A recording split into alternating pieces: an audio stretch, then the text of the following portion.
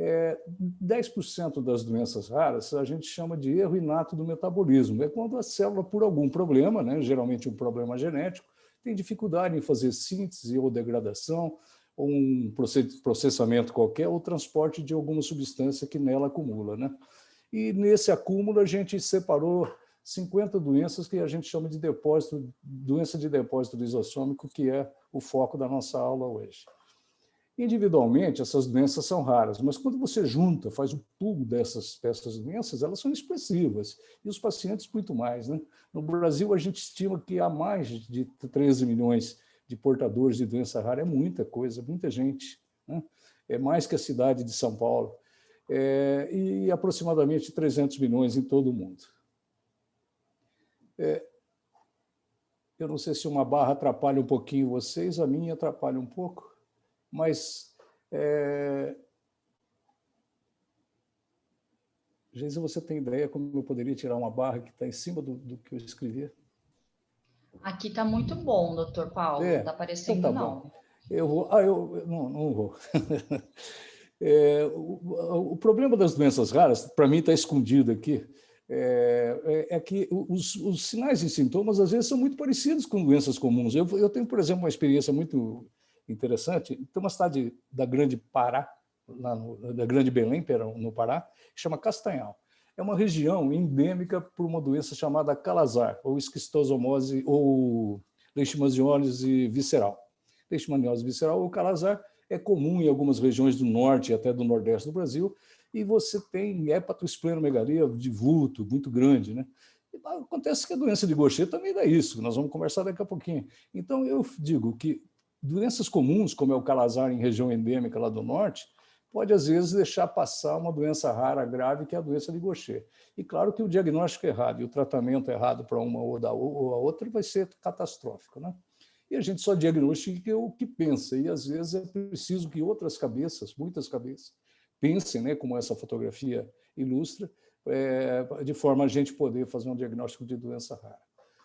As coisas começam a ficar melhor entendidas quando esse belga, o doutor professor Christian Deduve, um farmacêutico bioquímico, descobriu o lisossome em 1955, né, que nada mais é do que o estômago da célula, que é uma usina de reciclagem, né, e dentro dele nós temos aproximadamente 50 enzimas digestivas potentes e que, por mecanismo de hidrólise, quebra toda aquela sujeira que é formada e que a célula fagocita e depois dá sequência a esse material de forma o organismo seguir o seu ciclo normal. Para a gente entender um pouquinho como é que isso ocorre, eu tenho aqui uma célula sanguínea que me é muito familiar, eu sou hematologista já aposentado, mas trabalhei 30 anos, pelo menos. Essa célula é uma guerreira, um neutrófilo polimorfo nuclear ou segmentado. É o que briga no nosso corpo o dia todo dia. Só que ele morre, por ser muito briguento, por nos defender diuturnamente, ele morre. E essa morte, ela precisa, esse material morto precisa ser limpo, e vai ser limpo por uma célula maior que tem capacidade fagocítica, que chama macrófago. O macrófago vem, pega esse material, que é um material rico em lipídio, aqui tem esfigomielina, globozilceramida, e todo esse material morto é digerido pelas enzimas digestivas dos lisossomas dos macrófagos, e a vida que segue. Por outro lado, se eu tenho essa mesma situação da morte dos meus neutrófilos segmentados, o acúmulo desse monte de célula morta, e vem uma célula faxineira, um macrófago, fazer a fagocitose para mandar embora, mas não tem dentro do seu lisossoma a enzima que dá cabo desse material, eu vou ter esse material acumulado. Não vou nem falar dessa doença aqui para a gente não estender, mas a célula que vai formar é a célula de Gaucher, que nada mais é do que um macrófago com seu lisossoma lotado de um substrato que a gente chama de glucocerebrosídeo, perdão, e esse material, então, vai acumular e vai fazer virar uma célula gigante que a gente vê na sequência. Em 1978, ano da minha colação de grau na Faculdade de Medicina na Universidade de Londrina, eu ganhei esse livro da minha esposa, e era o meu livro de cabeceira, né? Ele está aqui até hoje, mas com 1.160 páginas, era a Bíblia da hematologia. Eu lia dia e noite esse livro. E curiosamente, o Gaucher só tinha esse pedacinho aqui, ó, ia até aqui só. E aí acabava o Gaucher. Ou seja, sabia-se muito pouco num livro de tamanha expressão sobre essa doença, né? Lógico, se eu, em 78, ao terminar meu curso, eu não aprendi nada de Gaucher, e era natural que não se aprendesse, não havia informação. Em junho de 82, eu, com essa moça aqui, que à época era uma menina de 8 anos, eu errei o diagnóstico, houve uma hepatosplenomegalia e outras alterações, e achei que ela pudesse ter uma leucemia uniforme. 2 ou 3 meses depois, eu vi o erro que eu tinha cometido, deu tempo de consertar a rota e iniciar um tratamento correto, não à época, porque não tinha, mas quando, na primeira oportunidade, eu tive chance de tratá-la e recuperá-la. Qual não foi a minha surpresa quando eu recebo essa foto de uma querida amiga da Baixada Santista, hematologista de muito brilho, que trata Gaucher? Ela foi no Congresso Europeu de Hematologia em junho de 18. Assim que ela chegou e viu, ela já me fez a foto e mandou, né? E isso foi em Estocolmo, na Suécia. E o interessante é que de junho de 82, quando eu errei o diagnóstico, achando que fosse uma leucemia na minha pacientinha, 36 anos depois, para nossa surpresa, nem tanto, mas tristeza bastante, a gente vê o seguinte, que ainda no estande da indústria farmacêutica, a doutora Rosane fez essa foto e me mandou, que se você estava esperando fazer um diagnóstico de uma leucemia, na verdade, isso podia e pode ser um Gaucher. Ou seja, os mesmos erros dos anos 80 ou antes continuam ainda agora, recentemente, em 2018. Isso é preocupante. A doença foi descrita a primeira vez, a doença de Gaucher, pelo Dr. Philippe Gaucher, um médico francês, que achou que fosse um câncer esplênico. Eu até brinco, eu falo, foi o primeiro médico a errar o diagnóstico da doença de Gaucher. Lógico que isso é brincadeira, porque a doença só veio ter esse nome depois do achado dele. Aqui é a localização do erro, né, nessa situação. A gente conhece mais ou menos 450 mutações que causam a doença de Gaucher. É um erro do metabolismo desses glicoesfingolípides, que se dividem em glicose e ceramídeo. Tem uma deficiência enzimática dessa enzima, que chama beta-glicosidase ou glicocerebrosidase, é a mesma coisa. O acúmulo lisossômico, o acúmulo dentro do estômago da célula, da usina de reciclagem, é esse material que é acumulado.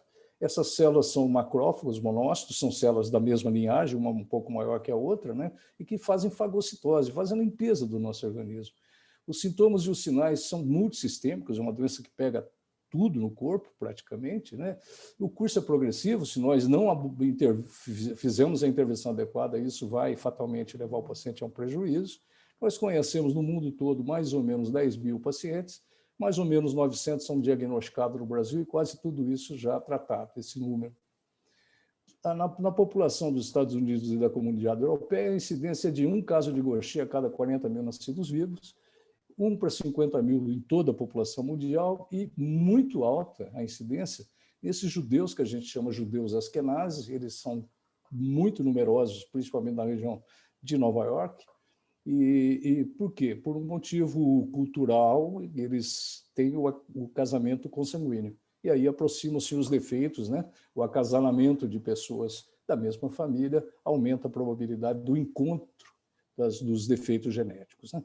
Só prestando aqui uma homenagem à minha querida amiga doutora Tereza Bortoleiro, da Santa Casa de São Paulo, essa imagem é muito bonita, são as células de Gaucher abarrotadas de glucocerebrosídeo dentro da medula óssea, que é um material de trabalho, um instrumento de trabalho muito interessante do hematologista. A fisiopatologia, a deficiência, então, é de uma enzima intralisossomal, que a gente chama de beta-glicosidase. O acúmulo é desse substrato, que é a glucosilceramida, o GL1, né, principalmente nessas células que fazem a limpeza, fazem a fagocitose, né? Elas fazem, não têm a enzima para quebrar o material por hidrólise e acumulam. E essa GL1 é convertida em lyso-GL1, ou lysoglicosilceramida, ou glicoesfingosina, que é, na verdade, o que vai trazer o problema para o organismo, né? Que é um lipídio bioativo que está correlacionado com o quê? Com imunodesregulação e com a doença óssea. Nós vamos bater um pouquinho a cabeça com isso aqui, que hoje em dia, com o avanço do tratamento, a gente ficou tendo a doença óssea como a nossa maior preocupação. Há uma progressiva disfunção de todos os órgãos, né? Principalmente envolvendo o sistema retículo endotelial, baço, fígado, o sistema linfático em geral, o sistema imunológico, as células ósseas do osso mineral, os osteoblastos e outros tipos de célula. O modelo de herança é um modelo de herança autossômica recessiva, ou seja, homem e mulher têm a mesma possibilidade, probabilidade de ter a doença quando o pai carrega um defeito, aqui o azinho em vermelho, a mãe carrega outro defeito, são heterozigotos para a situação, mas eles são normais. Só que no acasalamento a gente tem 25% de chance de ter um indivíduo afetado. Isso é importante para quem faz clínica na hora do aconselhamento genético. Ele não precisa ser geneticista. É lembrar que é 25% de chance a cada gestação, a cada gravidez. Porque senão nasce o primeiro com Gaucher e a gente fala, pronto, os 25 já aconteceram. Faltam agora os 75 de chance nenhuma de ter a doença. Não, a cada gravidez é assim. Eu tenho aqui no Paraná uma família que teve 3 filhos, só uma delas é viva, tem Gaucher tipo 3, e já explico isso, e os 3 tiveram Gaucher. Assim como no Ceará, o Dr. Marcelo Pestenetti, que conhece bem, acho que a Geisa também conhece, o Fábio com certeza, uma família de 4 filhos, os 4 têm. Então, ou seja, o 25% para algumas famílias é 100%.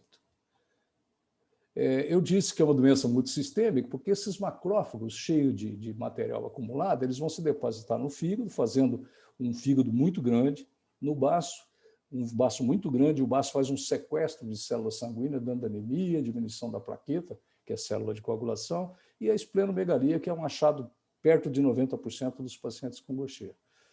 No osso, seja no osso mineral, ele faz lesão grave, que às vezes dá fratura, a gente vai ver isso já, e pode ser o osso medular, que na verdade é a medula óssea, o tutano do osso, que é o órgão produtor de sangue do nosso organismo. Então você pode ter uma doença esquelética por acometimento do osso mineral e as quedas de número de células sanguíneas, plaqueta, glóbulo branco e glóbulo vermelho, por uma hipofunção, uma ocupação dessa medula óssea.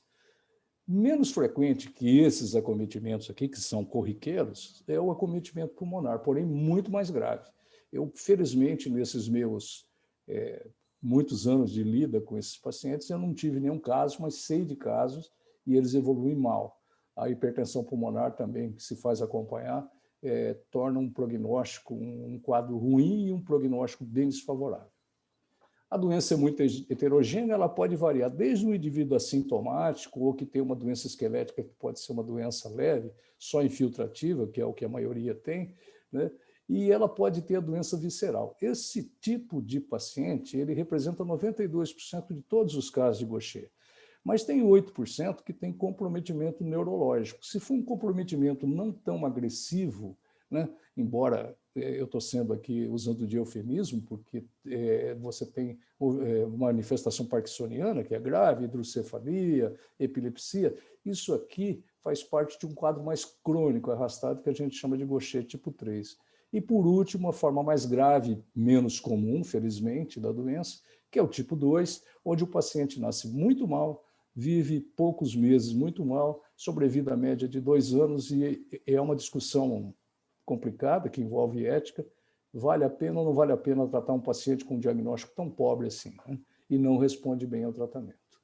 Aqui, para a gente ter uma ideia, são pacientes nossos, né? Essa já é uma moça aqui da nossa região, um baço que eu chamei de baço pequeno, né? E um fígado também pequeno, porque quando a gente compara com essa outra mocinha aqui, a gente vê o tamanho desse baço e o tamanho desse fígado, tão grande, tão pesado, que ela magrinha desse jeito, nesse dia, o único jeito de fotografá-la foi colocando deitado, porque o centro de gravidade dela era deslocado pelo peso dessa vísceromegalia. E eu disse a vocês que a grande preocupação para quem trata Gaucher, a gente não vai abordar isso, é a doença óssea, né? O osso hoje, o baço grande, aquele baço enorme que eu mostrei, ele diminui, o sangue que estava baixo, ele recupera, tudo isso, mas o osso é complicado, né? Inclusive altera até o crescimento do paciente. Um desenho de um terço distal do fêmur é para a gente ter uma ideia de como é que deve ser, isso é normal. Olha como é que é essa peça, é uma peça de necrópsia do professor Pastores, que eu tive o cuidado de roubar para o bem da ciência. Foi então cortado essa peça e cortada também no longitudinal, e a gente vê quanta lesão tem dentro desse espaço de osso aqui. E aí você vê que esse osso passa a ter o formato de um frasquinho de laboratório, que é o frasco da Erlenmeyer. E, então, a gente chama que é uma lesão tipo frasco de Erlenmeyer, que não é característica do Gaucher só, né? Ela aparece em outras situações, mas é um achado bastante frequente na doença de Gaucher. Aqui mais um exemplo de doença óssea, o raio-x de um paciente nosso, o húmero dele direito muito bem, obrigado, uma cabeça humeral bacana, bem encaixada aqui no acrômio, mas aí a gente vem para o esquerdo e vê uma cabeça humeral que sofreu um processo de necrose asséptica, né? Por entupimento. Isso aqui é uma aula à parte, é uma coisa que a gente ficaria horas falando de doença óssea, e a gente vê que esse osso está deformado, é fácil comparar, e tudo isso aqui já é um material esclerosado. Isso é uma lesão antiga que, felizmente, funcionalmente, não atrapalha em nada esse paciente. Uma situação que eu chamo a atenção é o caso dessa, hoje, uma moça de 25, 26 anos, que chegou num consultório de um ortopedista aqui da região, com o raio-x na mão. E o ortopedista não pode ver raio-x, não pode ver ressonância, que ele tira da mão do paciente e pronto, é ali que ele vai fazer medicina. E medicina não é um exame de laboratório, um exame de imagem. Medicina é o paciente, né? Então, ele fez um diagnóstico lindo, maravilhoso ao ver esse raio-x aqui. Se vocês olharem, esse fêmur está muito bonitinho, bem encaixado aqui no acetábulo, né? Mas esse fêmur aqui sofreu uma necrose, claro, essa menina entrou mancando no consultório dele. E ele fez um diagnóstico lindo, maravilhoso, de doença de Legg-Pertz, que é uma doença relativamente frequente em crianças. É uma necrose asséptica da cabeça do fêmur sem uma causa determinada. Mas, na verdade, se ele largasse o raio-x e botasse essa criança deitada na maca e palpasse o abdômen, ele iria palpar, acredito, um baço grande, um fígado grande, como eu palpei depois no meu consultório, e o diagnóstico foi reformado. Tá certo? O paciente é o ator principal da relação médico-paciente, né? O médico de um lado, o paciente do outro. Agora, o raio-x, a ressonância, tudo isso é complemento, né? O primeiro é o paciente. Aqui um exame de ressonância magnética, só para ilustrar, existe uma lesão aqui que é um colapso, um desabamento de um corpo vertebral. Isso é grave, por isso que eu digo, a doença óssea no Gaucher, ela precisa ser hoje, ela é, na verdade, o foco da atenção maior de nós tratadores, né? Isso aqui, ao quebrar, pode, de repente, escorregar e pressionar o canal medular, a medula espinhal, e esse paciente, de repente, ficar paraplégico. Isso é muito grave, né? Nós não podemos deixar chegar nisso, e é possível. O diagnóstico do Gaucher é clínico, né? O paciente que tem o baço grande, o fígado grande, que tem alterações de exame de laboratório, de raio-x, mas a gente vai especificamente fazer a dosagem dessa enzima que nós acreditamos que falta, e falta. E a gente dosa, então, a beta-glicosidase nessa técnica aqui que chama gota de sangue em papel filtro, que é isso aqui. É um papel filtro onde você colhe um pouco de sangue, coloca com cuidado espalhadinho dentro desses círculos, deixa 4 horas secando, põe dentro do envelope e manda pelo correio para os laboratórios. Aqui no Brasil, quem nos atende bem tem sido São Paulo, os laboratórios de São Paulo, 2 deles, e o Rio Grande do Sul, o laboratório do Hospital de Clínicas de Porto Alegre. Podemos também fazer célula de Gaucher na medula óssea. Eu adorava fazer isso aqui, porque o hematologista tem, assim como o cardiologista tem no eletrocardiograma a sua ferramenta do dia a dia, nós hematologistas temos uma agulhinha para furar o osso dos pacientes, né? Eles não gostam não, mas eu adorava fazer isso. Exame maravilhoso.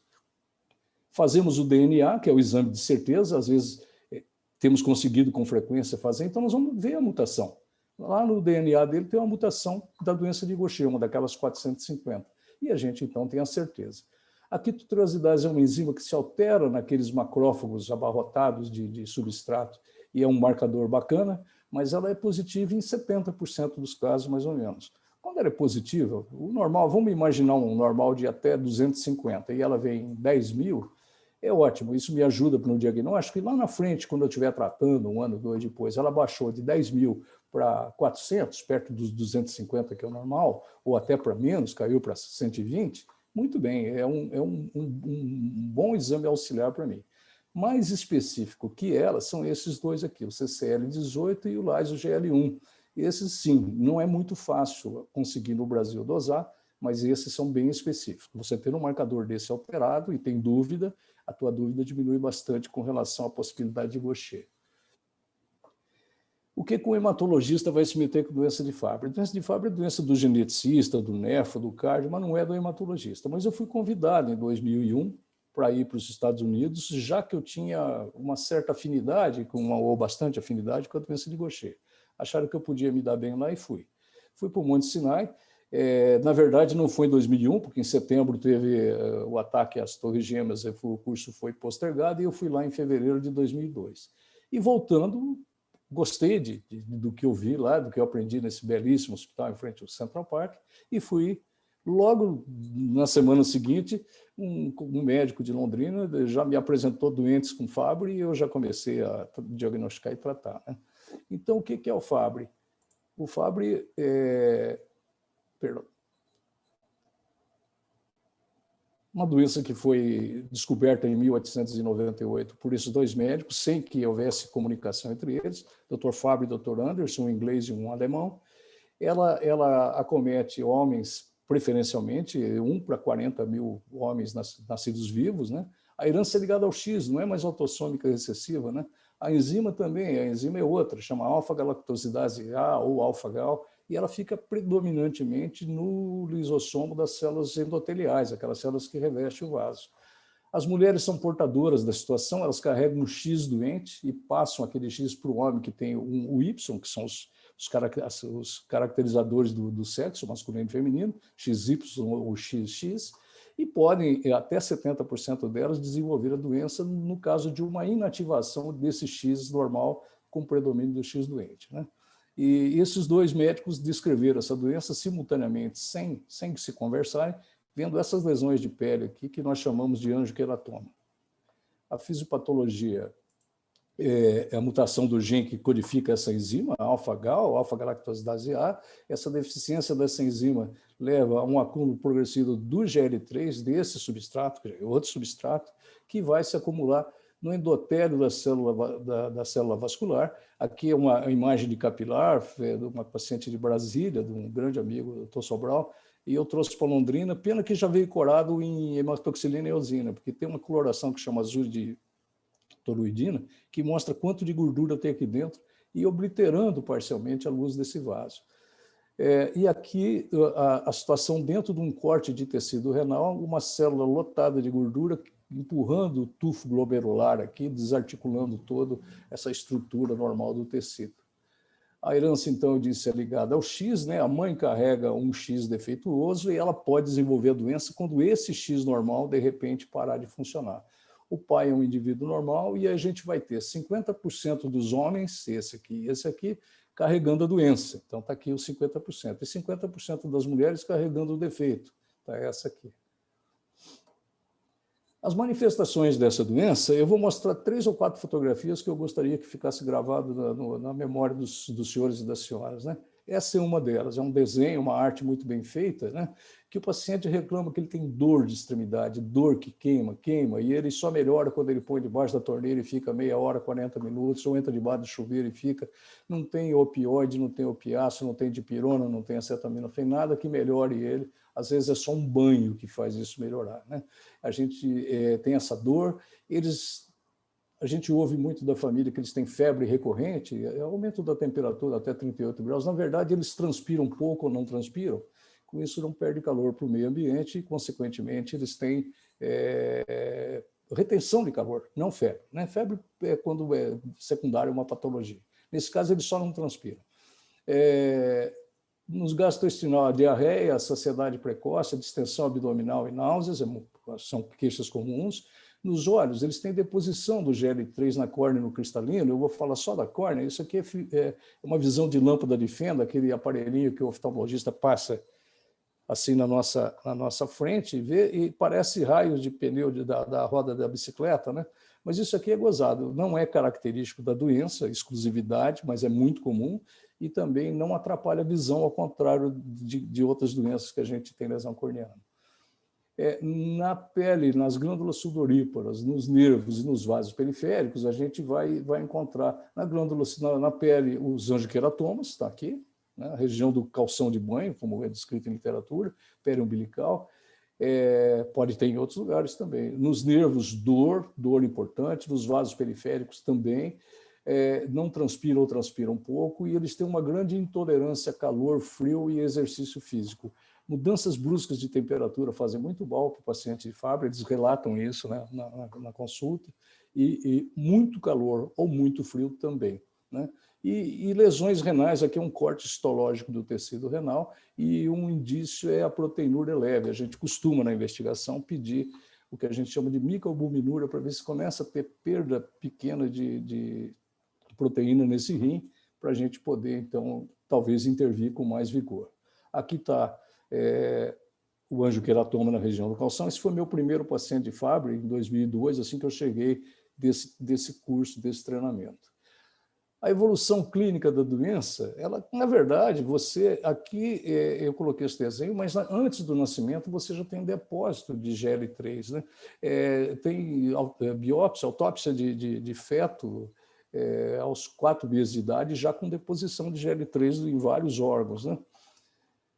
Mais atenção ainda, eu chamo que na infância, 7 ou 8 anos de idade, eclode essa sintomatologia, esses sinais, dor, sintomas gastrointestinais, náusea, vômito, plenitude pós-prandial, transpira um pouco, tem a tal da febre, que na verdade é a hipertermia, né? Tem angioqueratoma na pele, fadiga, cansaço fácil, não consegue praticar esporte numa época que a criança brinca muito, qualidade de vida ruim. E aqui eu chamo a atenção porque é exatamente onde eles vão no consultório dos pediatras, e nem sempre o pediatra dá o valor por não conhecer, né? E acaba achando isso aqui talvez seja psiquiátrico, e dá uma ritalina lá para ele para ver se melhora, mas não melhora. À medida que o tempo passa, as complicações vão aumentando e a condição clínica desses pacientes cai até chegar na terceira década, quarta década de vida, onde eles evoluem com insuficiência renal, com acidente vascular cerebral hemorrágico ou isquêmico, com infarto agudo do miocárdio, com hipertrofia do miocárdio, com arritmia cardíaca e a morte. O diagnóstico é feito dosando a enzima nesse papel filtro aqui, é um exame inicial, a gente confirma depois em sangue mesmo, dosando em leucócito. Quando a gente consegue fazer a mutação é ótimo, porque sem a mutação, depois fica fácil procurar nos familiares, porque eu já vou direto, né? Peço para o pesquisador, para o geneticista, para o indivíduo que vai avaliar, já ir direto naquele lugar onde tem aquela mutação, e ele já viaja. E para as mulheres não adianta dosar, não, porque aqui eu estou dosando enzima que está em leucócito, que está no sangue, e às vezes a mulher tem um problema só no coração, no miócito, no músculo cardíaco. Aí vai me dar uma dosagem enzimática normal e uma mulher com uma cardiopatia decorrente da doença de Fabry, ela que era heterozigota, mas teve uma inativação do seu X normal e passou a ser doente.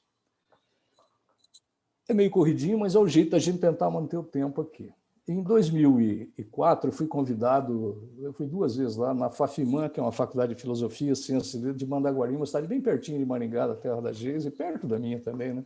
E eu tenho muitos amigos queridos e pacientes lá, e fui dar uma aula para um monte de gente, tinha muita gente aquele dia no anfiteatro. E eu vi um casal, a mãe não está aqui nessa foto, com essa criança, que na verdade aqui já tinha 16 anos, e eu vi de longe do palco onde eu estava que era uma mucopolissacaridose, e eu não tratava mucopolissacaridose.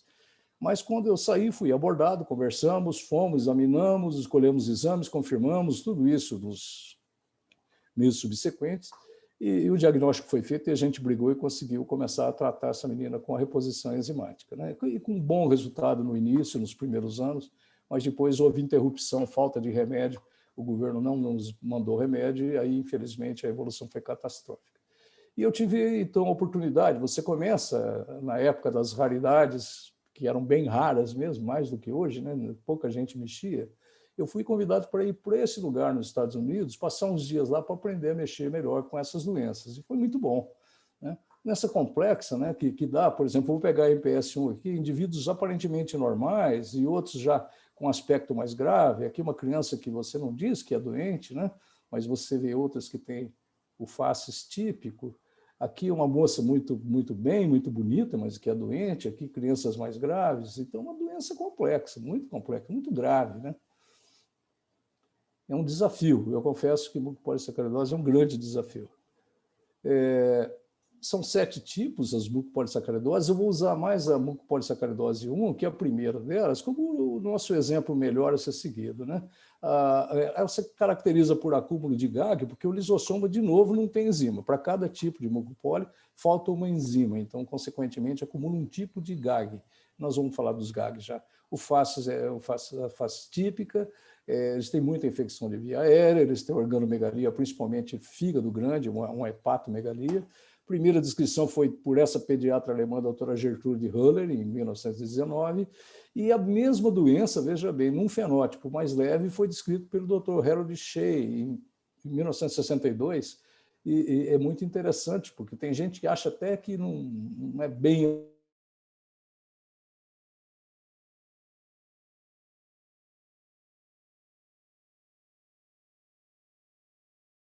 os gags que se acumulam, eles são, na verdade, macromolécula biológica normais do organismo. O problema é que acumula, você não tem a enzima intralisossomal para quebrar. Eu espero que a internet que oscilou aqui esteja regular. Os gags estão presentes em todos os tecidos e órgãos, estão dentro da célula e fora da célula, eles compõem músculo, osso, tendões, cartilagem, eles estão presentes em tudo, né? Responsável por eventos celulares como regulação celular, adesividade entre as células, comunicação intercelular, e aqui são os tipos de gags que a gente conhece, né? E que quando acumulam por falta de uma ou outra enzima, a gente vai ter uma das 7 MPS. A herança é aquela autossômica recessiva, onde a cada gestação, 25% de chance de um filho, homem ou mulher, nascer com a doença. É multissistêmica. Vou pegar de novo a MPS1, mas vai valer praticamente para todas, né? O acúmulo, então, anormal dentro do lisossoma da célula desses gags, né, que não deveria dar problema, mas acumulado dá, no sistema nervoso central chama atenção a hidrocefalia, né? São indivíduos graves, eles têm hidrocefalia. Nos ouvidos, a gente vai ver otite média aguda de repetição, surdez neurosensorial.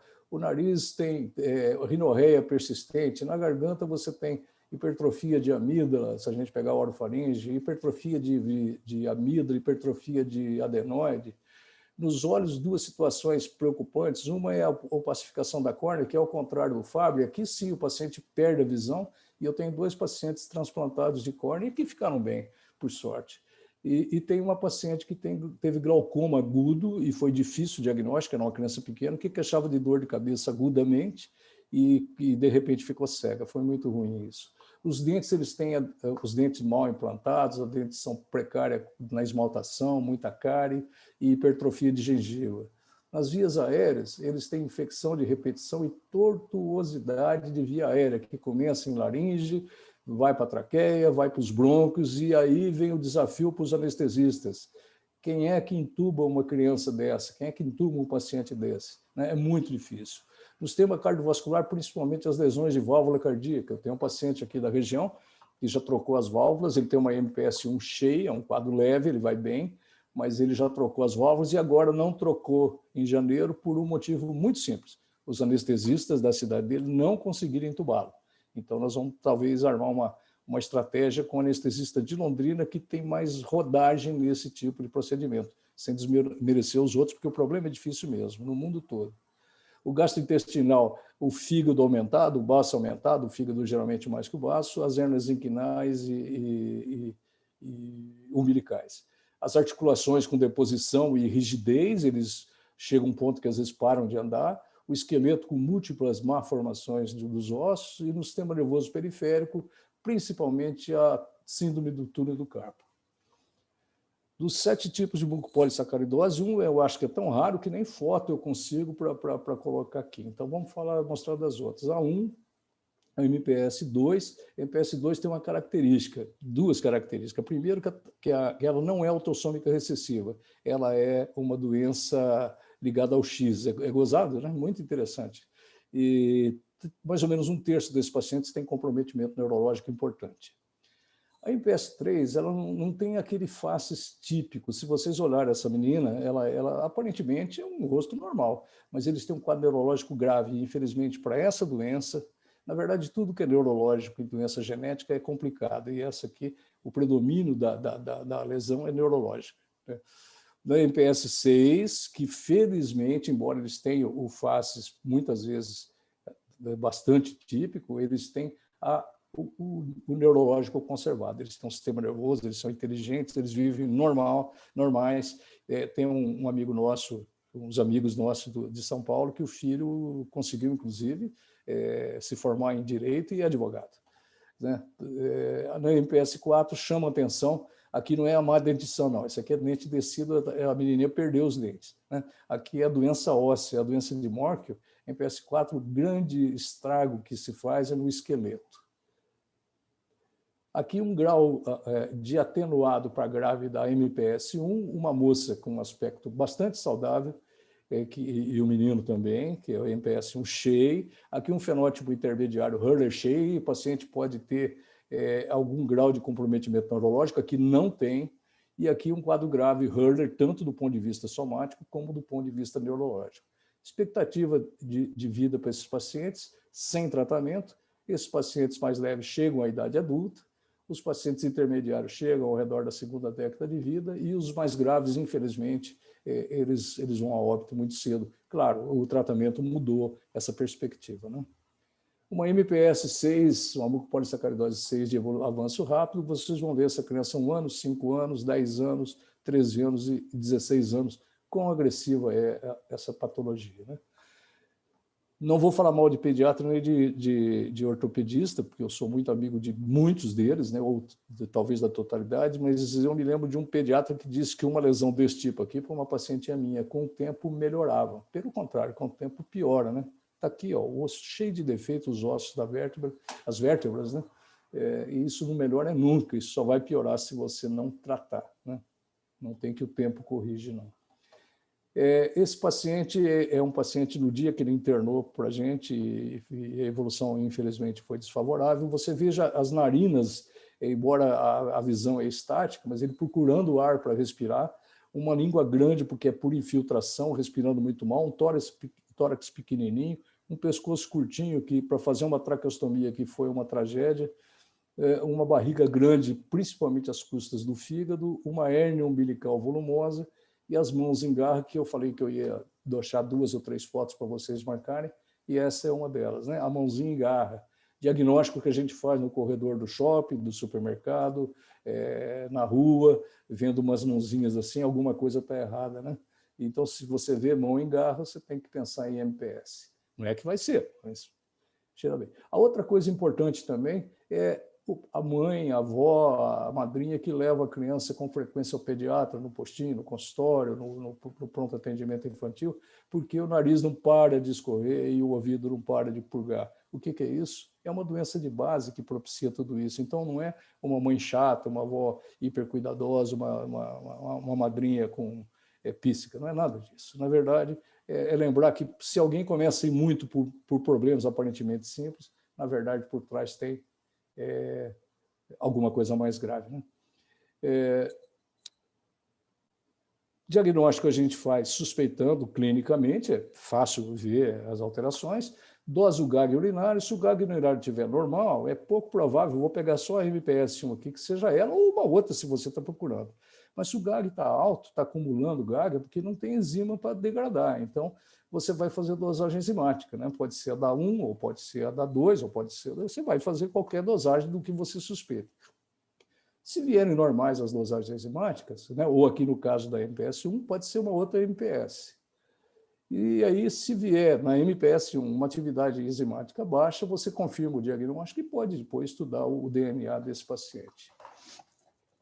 As 7 mucopolissacaridose, para elas, 5 delas já têm tratamento, está aqui as enzimas, né, o nome, o produto, não o nome comercial. Lembrando que também pode, sempre que possível, ser associado a um transplante de medula óssea, com célula-tronco hematopoética, porque você vai povoar principalmente o sistema nervoso central, com a pega do transplante, de células que produzem enzima, porque a nossa enzima, que é essa do remédio, não chega lá.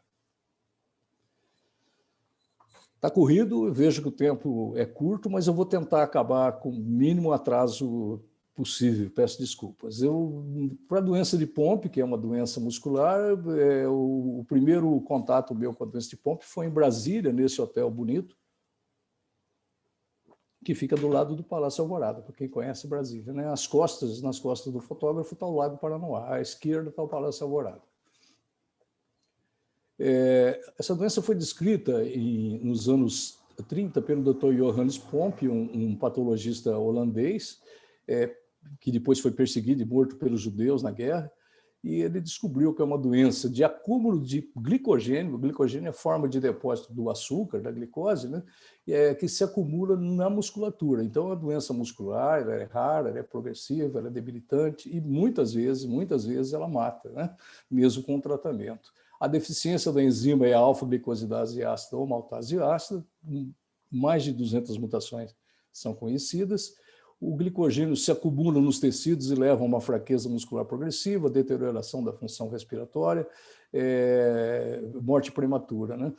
Os fenótipos clínicos são muito variáveis, mas a gente sabe assim que quanto mais jovem é o aparecimento, pior é o resultado, né?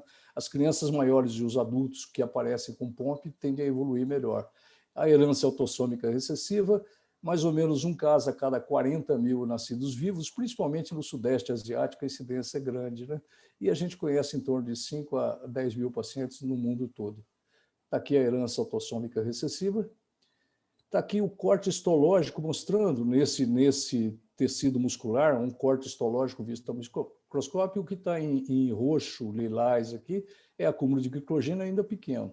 Aqui já é um acúmulo maior, o que está em roxo é grande, e aí faz com que haja fraqueza muscular progressiva e piora funcional. Esse músculo já não funciona bem.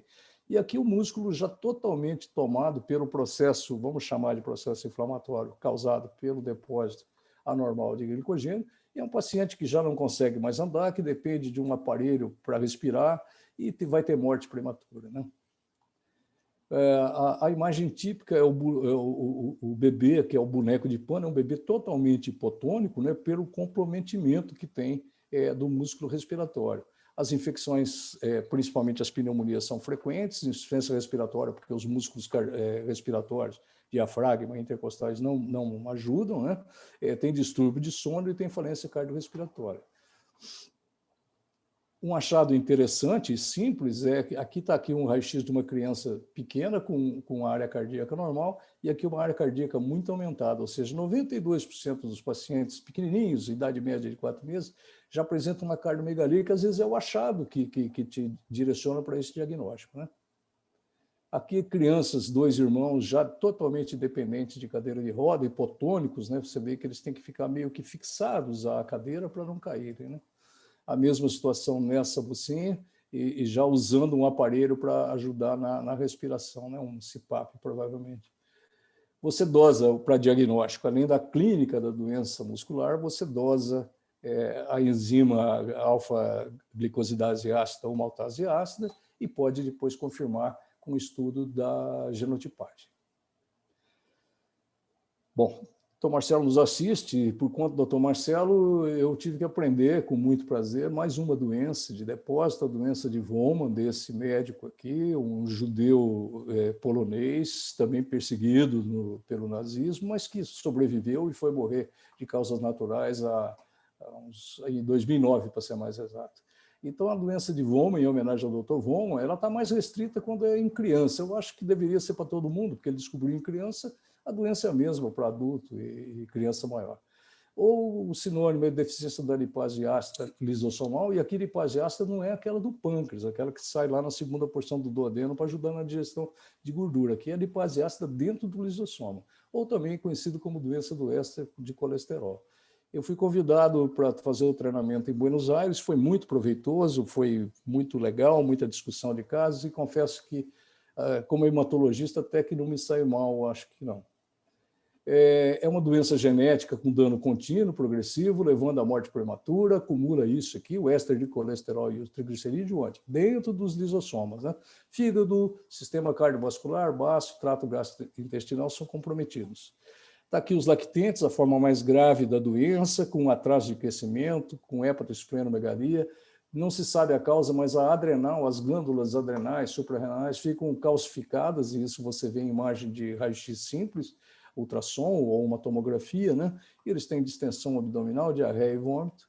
E aqui a doença, já em crianças maiores e adultos, uma doença progressiva devido ao acúmulo de lisossoma, no lisossoma de éster de colesterol e triglicerídeo, que resulta em doença do fígado e também nas dislipidemias, que vão entupir coronária, vão dar AVC, uma série de alterações. Fibrose e cirrose são achados frequentes, levam a insuficiência hepática, que precisa ser depois esse fígado transplantado para dar chance do paciente seguir vivendo, as dislipidemias levando à aterosclerose acelerada, principalmente no cardio neurovascular. É uma mutação recessiva, né, nesse gene aqui, no gene LIPA, e essas estimativas de incidência, eu acho que para o Brasil, para a nossa população, talvez um caso a cada 300 mil nascidos vivos, ou seja, uma doença muito rara, né?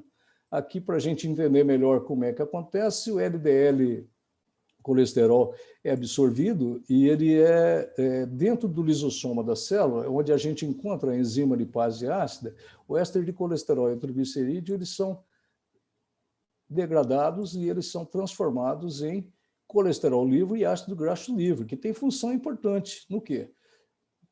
Construção da membrana celular, armazenamento de energia, molécula de sinalização, ou seja, esse é um processo normal do organismo. Mas se você não tem a lipase ácida lisossomal dentro do organismo, dentro do lisossoma, perdão, você vai ter esse colesterol e triglicerídeo captados, a enzima não funciona, na verdade, ela não existe ou não funciona, você começa a acumular esse material, e esse acúmulo de material vai ficar dentro do lisossoma, inchando esses lisossomos, inchando essa célula, e o que é pior, faltando no resto do organismo, porque aquilo que ia lá para fazer membrana de célula, para fazer comunicação celular, tudo isso não vai ter. Então começa a haver um mecanismo de retroalimentação negativa para manda mais, e acaba mandando mais. Então só vai piorando a situação. Ficam ativos os receptores, captam mais gordura, o fígado libera mais gordura e a situação só piora. Piora tanto que a gente vê um fígado aqui, isso é um material de explante, né? Um fígado que foi tirado de um indivíduo doente com lipase ácida e colocado um fígado novo de um doador. Quase 90% dos pacientes têm esse tipo de alteração e tem também, além do fígado, cardiovascular, o sistema renal e o tubo digestivo, né? Então, aqui, o que a gente encontra desse acúmulo de éster de colesterol e triglicerídeo, no fígado, a esteatose microvesicular, a gordura em forma de microvesícula, tem uma fotografia para ver, um fígado gorduroso e um fígado grande com aumento das enzimas, mostrando que há destruição desse parênquima hepático, né? Isso progride para fibrose, para cirrose micronodular, para hipertensão da veia porta e aí, decorrente da hipertensão portal, varizes esofágicas que fazem com que o paciente tenha hemorragia digestiva alta com frequência e com gravidade, e o acúmulo de líquido na cavidade abdominal, que é a ascite. Aqui as imagens do fígado comprometido, aqui uma célula de Kupfer, que é o macrófago do fígado, né? E aqui esteatose, a gordura microvesicular nesse fígado aqui, comprometendo todo o parênquima, né? Aqui traves de fibrose em azul, dentro do fígado, também já fibrosando, esse fígado já caminha para o final, e no final uma cirrose micronodular, que é um achado comum dessa patologia. Lembrar que quando a gente vou resumir isso, fazer um diagnóstico de Gaucher, que é bem mais frequente, Niemann-Pick, que eu não vou falar, mas está aqui, Niemann-Pick e PIC, a gente não pode, ao não achar um diagnóstico dessas duas situações, deixar de lembrar dessa aqui, da lipase ácida lisossomal, ou doença de Wolman, ou doença do éster do colesterol. Então, temos que pesquisar, porque não é difícil pesquisar. Em resumo, então, a laudia é uma doença genética que, pelo acúmulo descontrolado de éster de colesterol e triglicerídeos, se associa a lesões graves e mortalidade prematura. É uma doença predominantemente pediátrica, onde a mediana da primeira manifestação clínica é de 5 anos. É preciso o reconhecimento precoce, que pressa é, de fato, amiga da perfeição. Quanto mais rápido o diagnóstico, mais rápido o tratamento, mais chance de resolver o problema do paciente ou amenizar. As abnormalidades do fígado ou de aumento de colesterol, de triglicerídeos não explicadas, deve fazer com que a gente pense na suspeita da laudia ou da doença de Wolman ou da doença do éster do colesterol, que é a mesma coisa. É fácil dosar a enzima, daquele jeitinho que nós vimos, dá para fazer a mutação, né? E depois você pode biopsiar esse fígado, que também é um procedimento tranquilo, desde que seja para estadiar. Você tem um diagnóstico de laudia, você quer saber que situação está esse parênquima hepático. Então, você biopsia. Não tente fazer diagnóstico por aqui, que você não chega. O diagnóstico é dosando a enzima e fazendo a genética. E depois você pode também, biopsiando, seguir se a doença está progredindo ou não, tá certo? Essa enzima comercialmente disponível, e parece, para quem tem experiência, eu não tive a chance de usá-la, mas Ribeirão Preto tem e parece que vai bem. Eu digo Ribeirão pela relação que eu tenho com o pessoal de lá, né? E como é que nós estamos agora, já finalizando, com relação a diagnóstico e tratamento de 91, quando começaram os primeiros tratamentos, até hoje? Primeira coisa, passando a conhecer melhor essas doenças de depósito lisossômico. Aprendemos a mexer com uma coisa interessante, que é o papel filtro, o Dry Blood Spot, que é aquele papelzinho filtro, onde você põe o sangue e manda para o mundo inteiro para pedir ajuda para alguém te dosar. E sabemos mexer também, procurar as mutações genéticas, né? Temos o recurso do transplante de célula-tronco, nós temos o recurso do transplante hepático para doença de Vômer e de Gaucher. Eu tenho uma paciente de Gaucher que precisou transplantar o fígado. Temos a terapia de reposição enzimática para pelo menos 9 dessas doenças que a gente viu. Temos inibidor do substrato, que é uma outra modalidade de tratamento. Ao invés de limpar o substrato que formou, ele impede a formação desse substrato. Tem 2 à disposição. Uma o governo nos fornece. Tem a chaperona, que trata 1/3 dos pacientes com a doença de Fabry, que também é via oral, toma um comprimidinho dia sim, dia não. E, por último, o nosso sonho de consumo, a nossa Mercedes, a nossa BMW, o último modelo, que é a terapia gênica, que já se faz para um número expressivo de doenças, mas que esbarra ainda no custo muito alto, na eficácia, por vezes não funciona, e na segurança, que por vezes o procedimento em si coloca em risco a vida do paciente.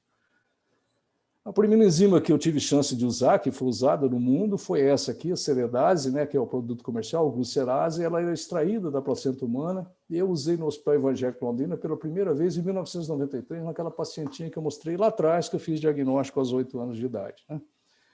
Acontece que, coincidentemente, nessa época, nós tínhamos muito HIV, e você tirar uma enzima de uma matéria orgânica viva, você corria o risco, tinha muito medo de contaminar o paciente de Gaucher, que vai viver bem, com HIV. Então, partiu-se para a produção em engenharia genética, com a célula CHO, que é do hamster, do ovário do hamster chinês, onde você, em laboratório, usa um material de uma bactéria, um plasmídio, um material genético, cola, corta esse material, gruda nesse material uma síntese de um gene humano que consegue sintetizar alfa-gal para você ter um material geneticamente ativo. Esse gene é feito em laboratório, inocula numa célula, que é a célula do hamster de ovário chinês, que se reproduz em condições ideais, e você então vai ter uma quantidade espantosa de células que produzem muita enzima. Nesse caso aqui foi a enzima beta-galsidase para a doença de Fabry, mas ela serve para todas as de hamster chinês. Hoje já se extrai de sarcoma humano, célula de sarcoma humano, de cenoura, de folha do tabaco, etc. Então, vai se aprendendo a mexer com isso aí, né? E, bom, para entrar dentro da célula, era fácil, né? Você tirava da placenta, a enzima é humana, ela ia entrar, ela batia aqui e a célula puxava e jogava para dentro do lisossomo. O problema é que, quando se fez a enzima por engenharia genética, batia aqui e não entrava, batia e não entrava, e alguma coisa estava errada, mas é que aqui tem receptor de manose, que é um açúcar. Então, quando a chave chegava na fechadura com receptor de manose, entrava. Sem receptor de manose, não era reconhecida, não entrava. E aí está aqui a explicação, né? Essa é um esquema da enzima feito em laboratório, mas você vê que a manose está escondidinha aqui, né? Na frente dela tem ácido ciálico, tem galactose, tem o NAG, e ela está escondida. Então, quando chega no buraco da fechadura, não entra. Mas esse bioquímico aqui, que eu tive o prazer de conhecer, é uma figura maravilhosa, como todo grande homem, um cara extremamente simples, ele descobriu a fórmula de cortar isso aqui e expor a manose. E aí, ao expor a manose, isso feito em laboratório, está aqui a enzima que não entrava, né, porque a manose está escondidinha aqui, e ele fez essa enzima aqui. Aí, o que acontece? Ela bate, tem receptor de manose na célula, ela entra, é bem-vinda, vai ao lisossomo, que está lotado de substrato, faz o seu passeio, o seu trabalho, a sua fagocitose, a sua hidrólise, melhor ainda, a fagocitose ela já fez aqui, hidrolisa esse material, limpa esse lisossoma, e a vida segue normal. Bom, Lá no começo, nós falamos que as doenças raras são raras, mas os doentes com as doenças raras são muito numerosos. E o doutor Marcelo, eu roubei essa frase dele, mas ele está me ouvindo, ele não vai ficar triste, que a raridade de uma doença não exclui a sua existência. E outra coisa, doença rara ou doente raro não é invisível, tá certo? Eu acho que com essa conversa corrida, eu ultrapassei em 7 minutos meu tempo e peço desculpas, a gente tentou mostrar muito rapidamente, não ensinando, mas que passemos daqui para frente a enxergar que doente raro existe, doença rara existe e que não são invisíveis. Muito obrigado. Muito obrigada, doutor Paulo. Mais uma vez, a FAG agradece, né, por ter aceito o convite, por estar com a gente nesses dias aí de preparo. A presidente da FAG está te elogiando aqui, que a aula foi excelente. Tem algumas pessoas aqui com a gente. Marcelo, que é de Recife, é o médico que você citou. A Maria Fernanda, de Maringá, portador de doente Sahara. Gutierrez. A José Ernesto, meu aluno de Corumbá, legal, de medicina também. Alexandre, trabalha na Chiesi, e tem uma turma bacana que ficou até o final aqui. Tem uma pergunta, a Érica Vitorino está te elogiando pela aula também, agradecendo, doutor Paulo. Só um minutinho. O pessoal está elogiando demais a sua aula. Eles querem, Obrigado. inclusive, que fique salva para assistir depois, para rever a aula. Alguém perguntou, o Alexandre perguntou se você abordaria a alfa-manosidose na sua aula. Não, eu não tenho experiência nenhuma. Sair. Eu sou um hematologista atrevido, nada mais do que isso.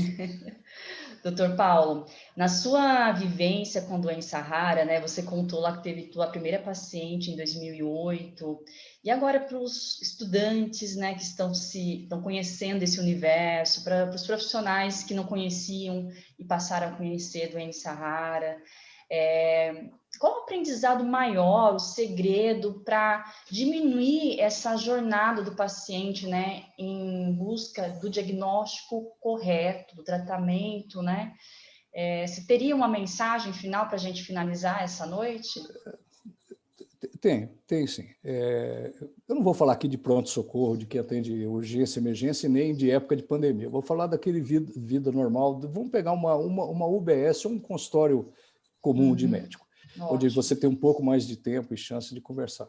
Você tem que fazer, na minha opinião, quando você tem um paciente na tua frente, você vai fazer teu diagnóstico, teu plano A de diagnóstico, teu plano B de diagnóstico, mas eu acho que você pode pôr um plano C e talvez até um plano D para esse paciente, porque se o teu A, aquele que você apostou, aquele que você mora lá em Castanhal, perto de Belém do Pará, e falou que era Calazar, e não é Calazar, você precisa ter um plano B, para saber que baço grande é aquele e que fica do grande é aquele. Né? Vamos pegar essa situação.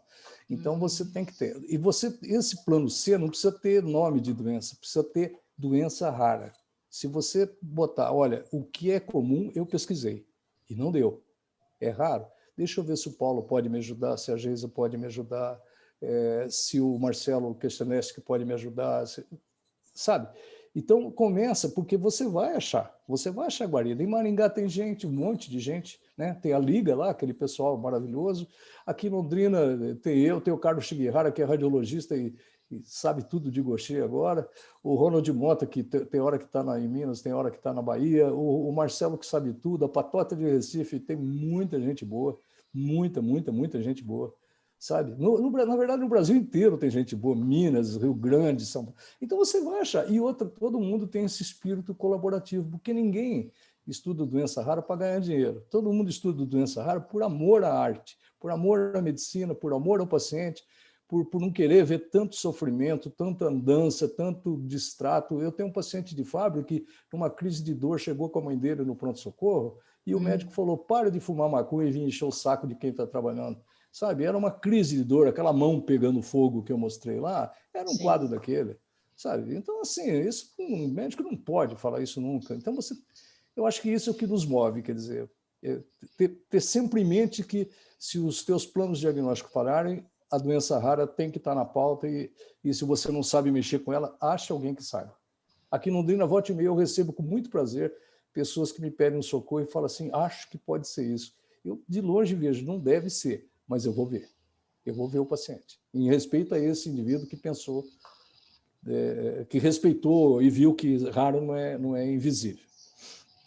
Muito obrigada, doutor Paulo. Você, para mim, é um exemplo de médico Obrigado. que é humanizado, né? Que ouve, que busca, tem interesse pelo paciente. Então, para mim, é um exemplo que eu conto para meus alunos, né? Do curso de medicina. Então, exemplos bons a gente tem que compartilhar, né? Tem aqui o Márcio Pereira Santos, da Bahia, falou parabéns, doutor Paulo, maravilhosa aula. Parabéns também à FAG por nos proporcionar esse momento. O Alexandre, aula excelente. Parabéns, doutor Paulo, pela clareza ao transmitir as mensagens. Parabéns, Geisa Luz, por trazê-lo por essa oportunidade. A Gláucia, espetacular esse webinar. Muita gente aqui falando, doutor Paulo, então muito obrigada. A FAG agradece de coração aqui. O Márcio falou muito didático, ele adorou, aula fantástica. Doutor Paulo, muito obrigada por nos doar o seu tempo de descanso com sua família. Foi espetacular, realmente. Esperamos que nos vejamos na próxima vez de forma presencial, como nós fazemos todos os anos, né? Se Deus quiser, eu te agradeço muito, Geisa, pela amizade, pelo prestigiamento. Agradeço o Instituto Bruno Bloise, agradeço a FAG e me coloco absolutamente à disposição sempre para conversar. Hoje foi uma passagem em homenagem ao mês das doenças raras, mas vamos pegar uma a uma e conversar com mais vagar de uma para cada um, para aqueles que interessem, né? Eu estou sempre à disposição para esse tipo de assunto. Me agrada demais, me gratifica. Muito obrigada mesmo, de Tá bom, coração. obrigado. Agradecemos ao Instituto Breno Bloise pelo apoio, a Bianca esteve nos bastidores, o doutor Paulo conheceu ela, Cecília, presidente da FAG, a Érica que esteve com a gente, todos que estiveram aqui. Olha lá, o pessoal está pedindo a aula gravada. Parabéns, mais um exemplo a seguir, aluno de medicina de Corumbá, olha só. Que bom. Obrigada, doutor. Ele está iniciando a faculdade de medicina e a motivação que o senhor teve é uma inspiração. Ah, que bom, que bom. Que bom. Então, é isso. Eu quero lembrar que eu, nos últimos anos, já quase 17, eu sou médico fiscal do CRM do Paraná. Quando a gente fala isso, dá a impressão que a nossa função é sair aí correndo, pegando o médico e arrumando punição por ele. Pelo contrário, é motivar os desmotivados, é parabenizar aqueles motivados, é aprender com quem sabe bem mais do que nós, é levar um pouco de conhecimento para quem desconhece. Ou seja, a medicina é uma coisa que não para. E eu sempre falo, se você não tem amor ao paciente, não tem respeito, carinho pelo ser humano, vá fazer outra coisa. Não faça medicina, não. Sabe? Não dá. Eu tenho um amigo radiologista, aqui de Londrina, eu tenho orgulho de ser o mentor espiritual da ida dele para essas doenças, porque ele não é um apertador de botão de ressonância ou um passador de transdutor de ultrassom, nada. Ele é médico. Ele interpreta o paciente e depois ele faz o exame. E é um menino, eu digo menino porque ele fez 40 anos agora, eu tenho 67. Então, isso é muito legal. Uma inspiração realmente. Como o entusiasmo dele cresceu junto comigo, eu falo, pelo menos um eu fiz. Eu acho que até mais, né? É bacana, isso é muito bom. Por mais médicos para os pacientes raros como vocês. É isso. Então, vamos encerrar esse momento. Agradecemos a todos que estiveram aqui com a gente. Uma boa noite e até semana que vem, no próximo webinar do ciclo de palestras pelo Dia Mundial das Doenças Raras de 2021 da AFAG. Somos todos raros e até mais. Muito obrigado.